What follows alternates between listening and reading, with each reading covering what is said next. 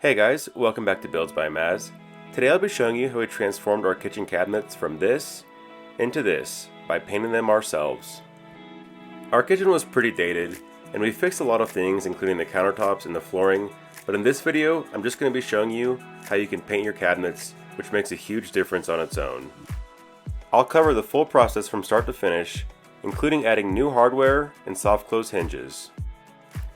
Having your cabinets painted professionally can easily cost between $5,000 and $10,000, but after this video, you'll be able to do it yourself and save all that money.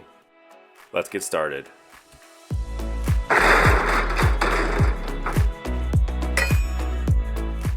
Before starting on the painting process, we wanted to remove this old range hood.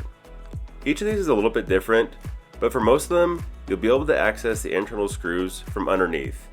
We took out the outer panel and then could detach it from the cabinets, pulling it out from the bottom. Now moving on to the cabinets, you're going to want to start with a heavy-duty degreaser. When you're cooking, oil or grease can splatter onto the cabinets, or particles can become airborne and settle onto the wood surface. It's extremely important to thoroughly clean every surface that'll be painted, because any oil left behind can affect the paint adhesion and will lead to an uneven finish. I recommend the heavy-duty degreaser over a regular all-purpose cleaner for this, because it'll do a better job removing the oil and grease. This is also a good time to remove any bumper pads like this, taking care to remove any of the old stuck-on glue. With your cabinets totally cleaned, you can start removing everything from your kitchen countertops.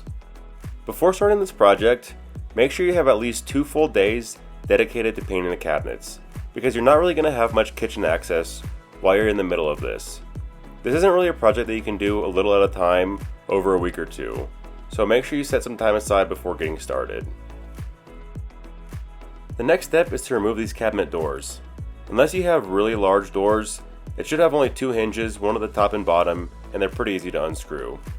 You can remove the hinges from the door, and this is a great place to label where this door goes within your kitchen.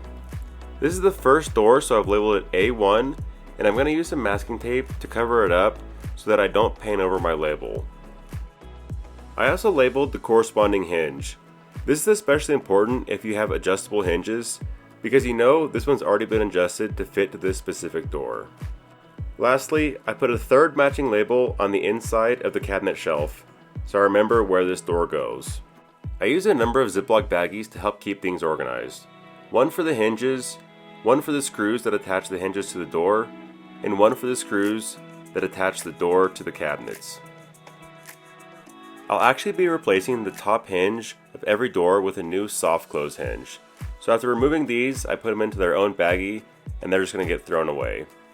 Now these cabinets have a curved molding at the top, but if yours don't have any differentiating features, you may need to label the top and bottom. In my case, obviously I didn't need to do that because it's easy to tell which side is which. So the first cabinet I labeled as A1, and this one will just be A2.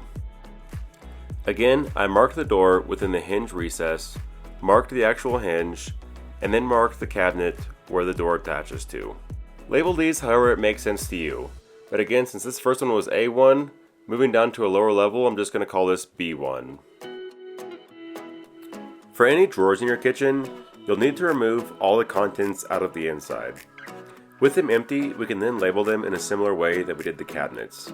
I'm going to use green tape instead of blue for the drawers, but I'll label them starting with A1, putting it on the inside of the drawer, as well as on the side of the drawer slide.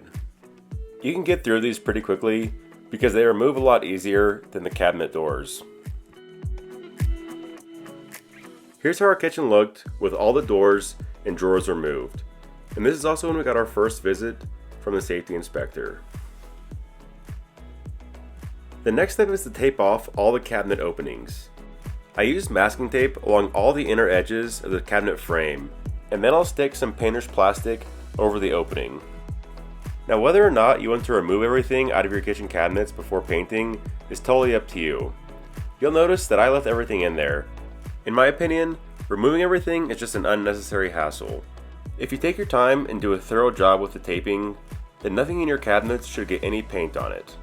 Here's the plastic sheeting that I used to cover up the cabinet openings. I roughly measured the width of the cabinet, cut out a section, and then stuck it along all the edges to the painter's tape, making sure to press against it to get a good seal. And then I just trimmed off any excess. This stuff sticks super easily to the painter's tape, so you shouldn't have any issues getting it to attach or to make a good seal. It is pretty thin though, so if you accidentally poke any holes or get a tear, just use a piece of painter's tape and tape over the hole and you should be good to go. If you're not going to be painting the entire drawer, then you've got a couple options for taping things off.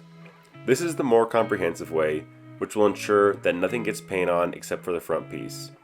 You can run a piece of masking tape along the front edge, then use some more of the painter's plastic over everything else, which will give you complete and total coverage. Now option 2 is the faster way, and this is what I did for the majority of the drawers. I just ran 2 pieces of masking tape side by side along the front edge. In most cases, this is enough to prevent any paint from getting on the visible pieces of the drawer. I didn't tape off the bottom, but nobody ever sees that anyway. Of course, you'll also need to do a good job covering up any of the large appliances that you can't remove from your kitchen. These are expensive things to accidentally get paint on, so make sure you use a lot of painter's plastic and double check everything. Even though I said you don't need to remove everything out of your cabinets, you should still set aside a little bit of food or snacks because you won't have access to these cabinets until after the painting is complete. With all the taping and covering done, the next step is to sand every surface that's going to be painted. This is especially important if your cabinets had a glossy finish or other similar clear coat, which normally isn't the best for painting directly onto. By sanding down the old finish, we're creating a more ideal surface for the paint to bond to. Make sure you don't skip this step as it's really important, and you'll see that I'm using my orbital sander on all the flat surfaces of the cabinet doors, and then going back and hand sanding all the grooves and edges, just to make sure they're all ready to accept the new paint. I also did the same thing for every drawer. With the sanding complete, you'll want to go back and use some mineral spirits and a clean cloth to wipe everything down. This will remove any dust created by the sanding and give it a final cleaning to make sure we've got a perfect surface ready to paint. For the cabinet doors, there's a trick you can do using these 1-inch hooks and regular clothes hangers that'll make them really easy to paint. You can drill a small hole on the bottom edge of these doors. It won't be noticeable, but will allow us to put the hook into it. It should look a little something like this. Then you can just hook it onto the hanger. This will allow the door to remain upright while you paint it, so you can paint both sides at the same time and let everything air dry together. To recap, I wiped down all of these sanded doors with the mineral spirits, drilled a small hole in the bottom edge, added the hook, and hung them all up until I was ready to paint. It's also extremely important to completely close off your kitchen, otherwise airborne paint particles can spread throughout your home. For the actual painting, I'm going to be using this Wagner FLEXiO 5000 paint sprayer. I didn't own a paint sprayer before, and this is definitely worth the investment. Everything comes packaged in this great carrying case. One side houses the air hose, which attaches to the sprayer handle, and the other side has 2 different spray nozzles. This larger one is great for big projects or outdoor work, but for this project, I'm going to be using the detail finishing nozzle. To get set up, all you need to do is plug it in, close up the carrying box, and then plug in the air hose. You're going to want to start with a layer of bonding primer, and make sure it says bonding primer, not just regular primer. This stuff is made to adhere to tough surfaces, including glossy finishes, so it's perfect for kitchen cabinets. I filled up this paint spray container most of the way, and then added a little bit of water to dilute it. This is going to allow for better flow and a finer finish. You don't need to use much water, and make sure you mix it in really thoroughly. This Wagner sprayer has an adjustable pickup tube, which is this angled piece at the bottom. You can turn it backwards or forwards depending on which direction you're going to be spraying. If you'll be spraying mostly downwards, you want it facing forwards so it's towards the bottom of the paint container. If you'll be spraying upwards, you want to flip it around so that it's facing backwards, and again will be pointing towards the bottom of the paint container. After screwing the nozzle tightly onto the paint container, you can attach the handle by putting it at a 90-degree angle and then rotating it until it clicks into place. You can also adjust the front air cap depending on which direction you are going to be spraying. Like this is meant for spraying up and down, and turning it to the side is meant for spraying side to side. This dial in the back adjusts the air pressure. For thicker materials like paints and primers, you're going to want to set it all the way to the max. Lastly, you have this dial on the trigger, which can limit how much material is flowing through the paint gun. For this application, you want to start with the maximum and adjust as needed. It's a good idea to get the feel of the spray gun beforehand on some spare material, and you can also adjust the settings before moving on to the real project. When using a paint sprayer, you want to try to lock your wrist and maintain a consistent distance between the nozzle and the material. You don't want to do this and turn your wrist because you'll get an uneven coat. Finally, it was time to start painting the cabinets. This is actually a lot of fun and really satisfying to do with a paint sprayer. You can make progress really quickly, and it just goes on so smoothly. As with all painting applications, you want to give light coats rather than heavy coats. Otherwise, the paint may collect and drip. Also, you want to try and overlap each pass with your paint sprayer by about 50%. This will ensure you get really full coverage. There's a lot of air pressure coming from the paint sprayer, and if you don't tape everything down properly, this can happen. Luckily, this was the only spot I missed, and I could just tape over it and keep on painting. But it may be a good idea to just double check that all your painter's plastic is taped down properly. You may also notice that I didn't cover the walls or floor, but that's because we're about to repaint this kitchen and replace the flooring, so I really didn't have any reason to cover them. However, in most cases, you'll want to put at least 1 foot of covering from every edge that you'll be painting to protect from overspray. I set up this little rig to do all the cabinet doors. If you're using this hanger method, you'll just need something that you can actually hang the doors on. It doesn't need to be pretty, just something to support the door so you can paint it and twist it around to do both sides. I covered off a portion of my basement for this, but if you don't have a good area to paint in, you can always just buy a paint booth. It doesn't need to be anything too expensive, and I've seen one that Wagner makes for about $50. You just really need something to contain the airborne paint particles. To do the drawers, I first did the back side of the face, making sure to stay within the tape, and then did the front side, and I just left it like this to air dry standing up. After applying the solid coat of primer to everything and letting it dry for a few hours, I then used the Sherwin-Williams Trim Enamel White paint. Just like with the primer, I filled up the paint container most of the way and slightly diluted it with a little bit of water. It can be tough to see the progress here on camera since I'm using a white paint over a white primer, but it's much easier to see in person, and I didn't really have any trouble knowing which spots I still needed to go over. But this is basically just repeating the same process that we did with the primer. I have all my paint sprayer settings to the maximum, and I'm just applying a thin coat. I definitely recommend doing at least 2 coats of the paint plus the 1 coat of primer. I should also mention that of course you can do this project with a paintbrush or a paint roller, but nothing can match the professional look of using a paint sprayer. It goes on so smoothly and is going to leave a perfect finish with no brush or roller marks. It's also going to be the fastest way to paint. Every coat I used took me about 3 to 4 hours, so it was a long time, and if you're using a brush or roller, it's going to be even longer. Here's a good clip showing the difference between the layer of primer and layer of paint. You can really tell a difference close up, and after this first layer of paint, you really don't have any wood spots showing through. It's also important to note that this enamel paint isn't the same as regular paint. Once you apply it, over the next 30 days, it'll cure into a really hard enamel. This is perfect for cabinets because it's super durable, easy to clean, and it resists scratching. If you do all your prep work and apply the paint correctly, which here I am applying the second coat, then this paint should look great for years. And of course, I applied a second coat to all the cabinet doors and drawers as well. With the paint dried, we could finally remove all the tape and coverings. It's always satisfying to peel off all the tape, and you'll notice that none of the paint got behind our plastic or on any of our stuff that we left in the cabinet.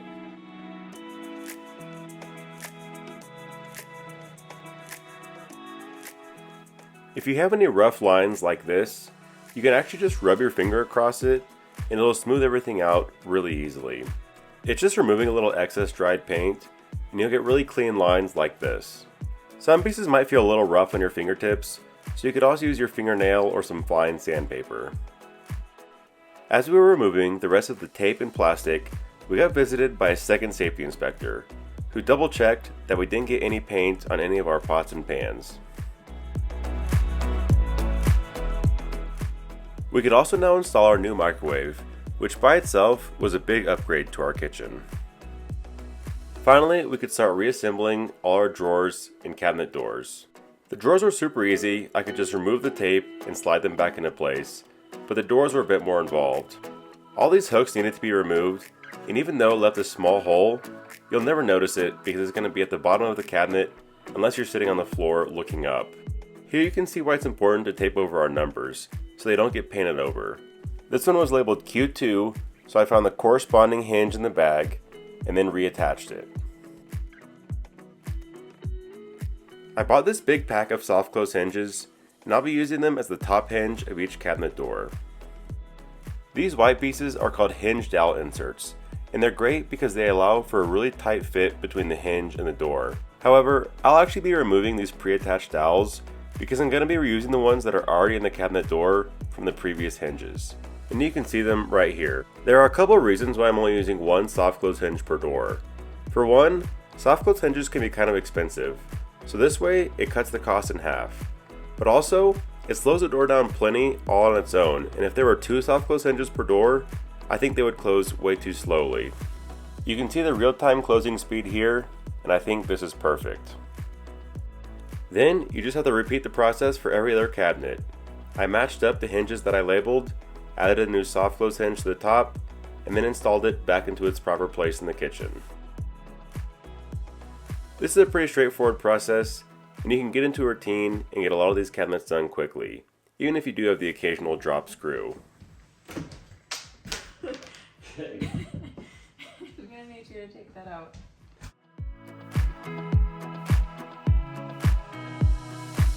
Adding handles is totally a personal preference, and you don't have to if you don't want, but in our case, I wanted to add some black hardware to contrast with the white cabinets.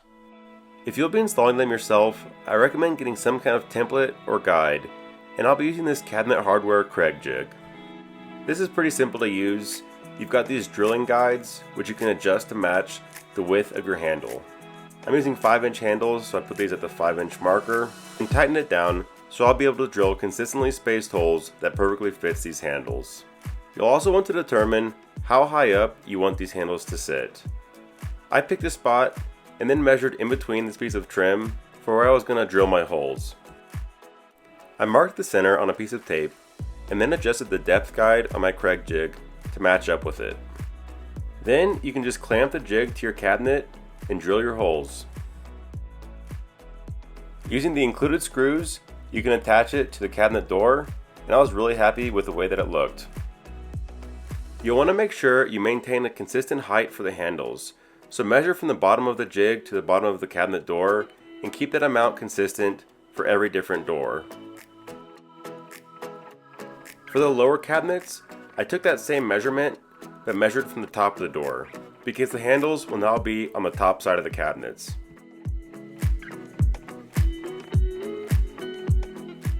For sections where I had 3 stacked cabinets like this, I put the middle handles in the middle of the door. For the drawers, I also opted to just put these right in the middle.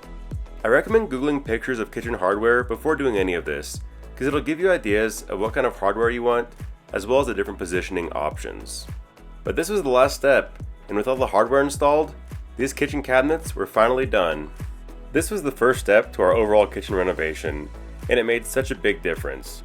These cabinets look so much more modern, and my Wagner paint sprayer gave me a truly professional finish. This really is a huge cost-saving DIY project, and if you take your time, you can get great results that'll totally transform your kitchen. If you also want to learn how to install your own LVP flooring, or make your counters look like marble with just paint, then make sure to subscribe to the channel because I'll have those videos coming out soon. Thanks again for watching, and we'll see you next time.